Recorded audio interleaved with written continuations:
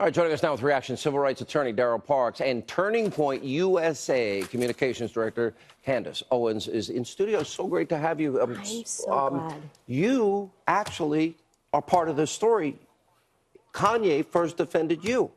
That is absolutely right. Apparently, it was my brain that launched this ideological civil war in the Black community, and I am so excited about it. This is a tremendous time to be alive as a Black American. We've been existing under this facade, these lies the Democrats have orchestrated, because they consider us a low information voter market, you know, and so they think we're not going to research the stats and we'll never find out. I hate the race card. It's played every election year. Absolutely. Every single election year. It drives me nuts.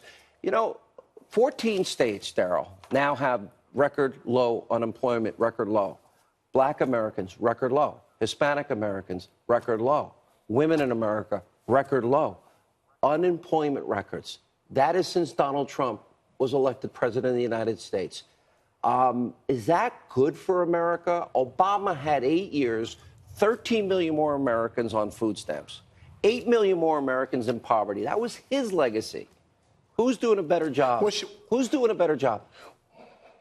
Well, Sean, first of all, I don't know how President Trump could take responsibility for that progress. That still doesn't deal with the real issue. The real issue is that Black Americans are still having great difficulty, and the unemployment for Black Americans is twice that of whites. Until every forgotten man and woman has a job and a trajectory to the life they want in this great free country. You're not answering my questions. Look at these numbers. But now we I have agree you. in some ways. How did Obama fail with 13 million more Americans on food stamps? Did he fail?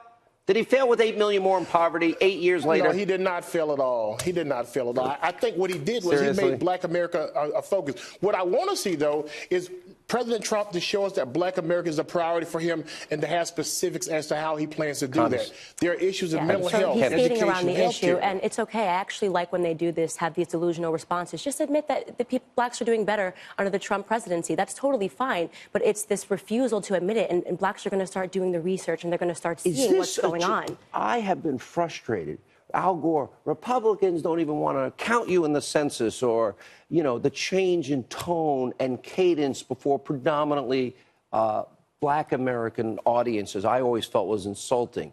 But the policies, you know, look at what Kanye said, 4,000 American souls slaughtered in Chicago. We once scrolled the names. We heard about Trayvon Martin and George Zimmerman. We heard about Freddie Gray, Baltimore. We heard about Ferguson.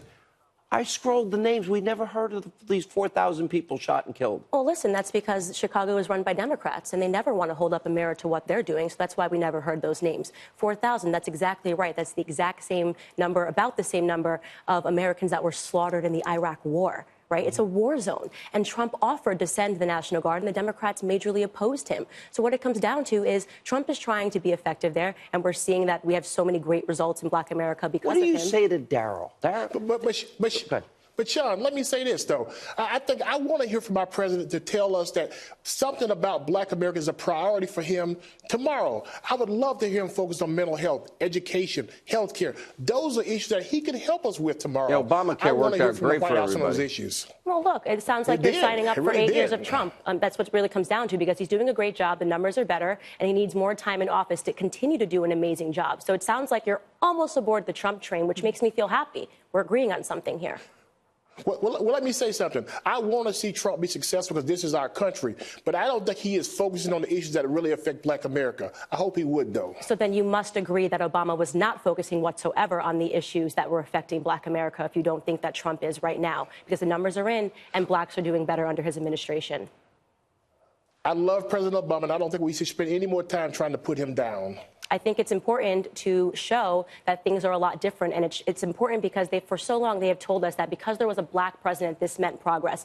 Progress is not a skin tone. Progress is a number, okay? And for so long we've been convinced, look, he's taking a photo op with Beyonce and Jay-Z. That means absolutely nothing. Chicago got worse while Obama was in office, and he came from there. That's what I mean, you can't dispute the facts here. Is this a cultural shift? Is this going to have... We are on the brink of a cultural shift, and I can tell you right now, it is going to be amazing to watch. And I'm so happy that it starts with a single tweet. And I did predict it. I said Kanye West would be the person that broke culture. I said the last time, when I interviewed you earlier in the week, it's going to be fun to watch your trajectory and your rise. You're a superstar.